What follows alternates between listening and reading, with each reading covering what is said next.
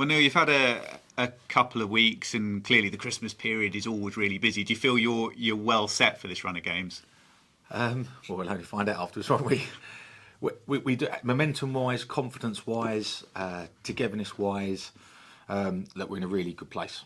In a really good place. Obviously, that goes back to the week before I got here with the result, the 4-0 in the cup, and then to my first two games where we give really good account of ourselves, two really strong performances against two very good established League One sides that have got real strengths. So we're in a really good place. We had another good week's training. The lads, they're a great group, really, really good group that train so hard, want to learn, want to develop, do everything correctly, what's asked of them. So it's just given me another opportunity, obviously, to get to know them a bit better. Rather than anything too technical, presumably having that atmosphere and that feel, and I know you've used the word momentum, that really is the crucial part of the first few weeks that you've got to that stage already? Yeah, it's key. Tactical side of it, yes. Technical side of it, of course, important to get messages in. But again, just at the right tempo, drip feed messages in. It's really difficult for any manager. If Jurgen Klopp was walking into a football club, he'd find it difficult to do it in the middle of the season. Just because personnel that you inherit and how you want to do things.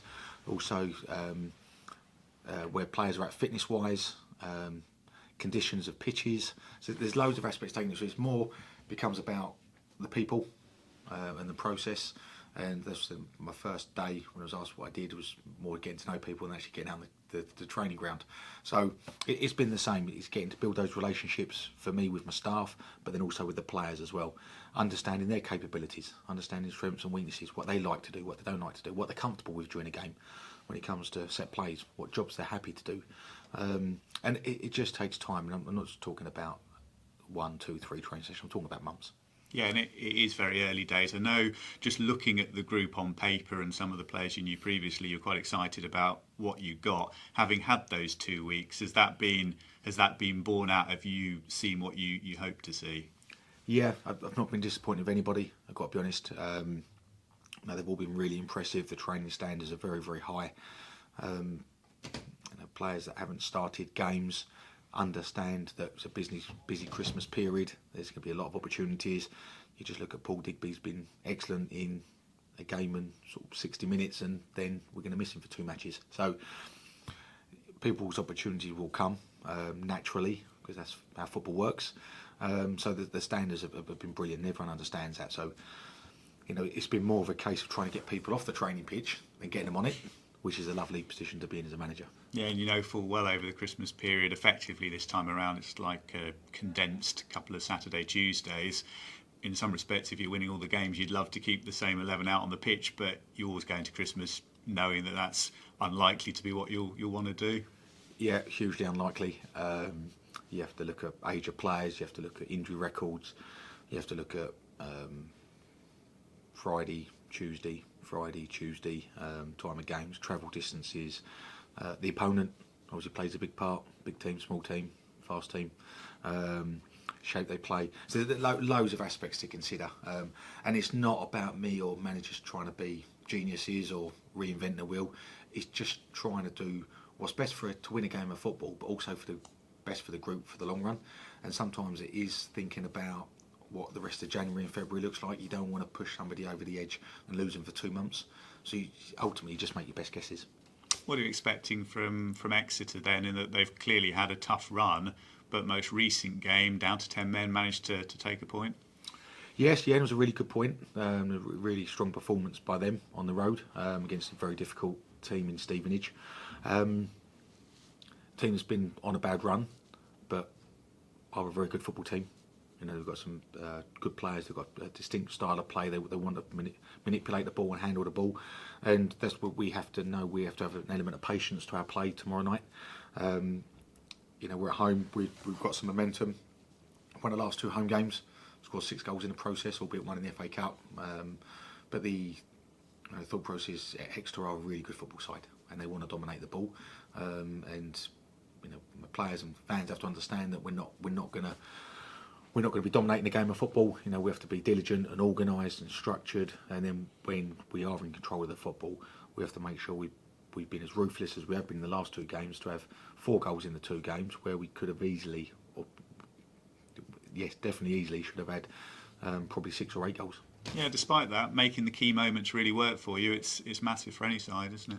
It is, yeah, it's vital. And look back on reflection of the Blackpool game and watching the game back, we controlled the majority of the game. Even when we didn't have the ball, we controlled where Blackpool had the ball.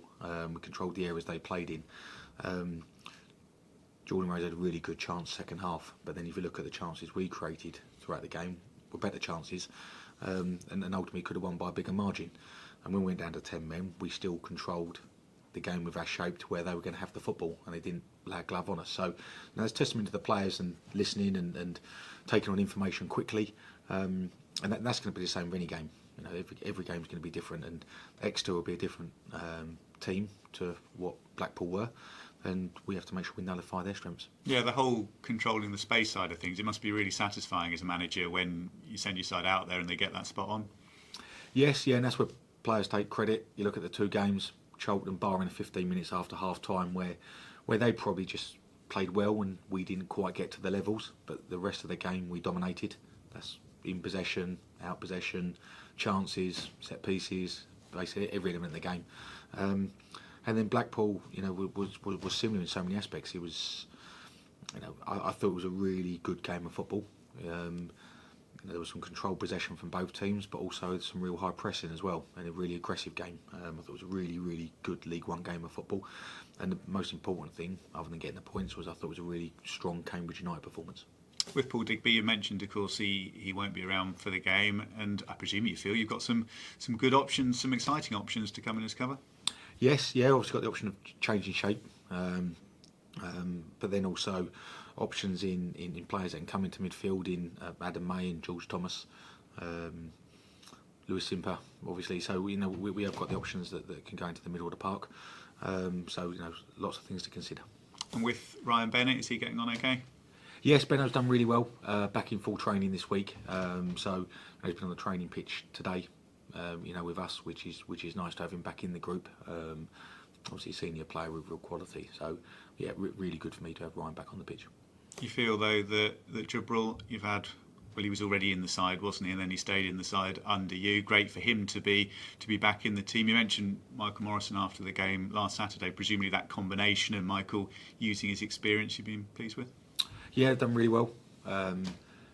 Again, for me, players play well, but I have to make decisions on opponent shapes, formations, who deserves to play, who doesn't deserve to play. There's loads of obviously elements behind the scenes that people don't know about that we have to consider. But Jibril's done really, really well in the team, and you know it's easy to play, you know, alongside really good players, experienced players, and you know our young centre halves in Jibs and Zeno. When or if they play alongside Michael and Ryan, then you know they're very fortunate. And without giving away any names, injury picture, anything fresh looking okay? Possibly waiting on one for tomorrow night's game. So there'll be a late fitness test for one. So we'll have to watch this space. Cool, that's great for me. Pleasure. Hi Neil, just one from me. I'm sure you've had a million things to deal with since coming in, but the January transfer window is just round the corner. Have you had a chance to sort of assess things and have those conversations, perhaps what you sort of need to bring in? Yeah, so Liam, 100% clear with you and honest with you. Yes, assessing the players as we go at the moment, having daily contact with Ben Strang, sporting director, and the recruitment guys about areas of the pitch we need to strengthen, and talking through the players we have in the building. I've still only been in the job 2 weeks today, so it's still a real small sample window for me to judge my players. So I still need time to do that, assess them fairly and constructively. But I then identified areas of the pitch that we needed to strengthen as a football club before I came into the role that I took over, and that hasn't changed. So James, we have to be reactive. We could pick up 3 injuries in the same position in the next 3 weeks and have to adjust. But at the moment, we're clear with what positions we need, and we've now done the profiling of what characteristics we want in those players in those positions. So, you know, the next step is identifying players that will be available, that fit our mould, and then trying to get them. Is it pushing my luck too much for you to elaborate on their positions at all? Yes, you're pushing your luck too much. Now, Liam, all I say to it is, you know, it doesn't take a genius to look at the squad and see where we're slightly short in strength at the moment. You know, we have to make sure that we're options. I'm not a managing system. We have 22 players that all play in positions. If I want to play 3-5-2, it doesn't mean I've got to have 6 centre halves, for example.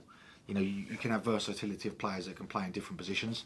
But at the moment, maybe the balance just needs adjusting slightly. So that's what we'll be looking to do. But you also have to balance off as well that between now and probably January the 8th or something, that you might end up with players that come to me and say, look, Gaff, I've not appeared, you know, from the start in any of your sort of 4 or 5 league games, and I played a little bit against Blackburn, or I didn't play against Blackburn. Where do I fit in the plans? Maybe I need to get out and play. Then we maybe have to adjust again. So we have that's where we have to be reactive.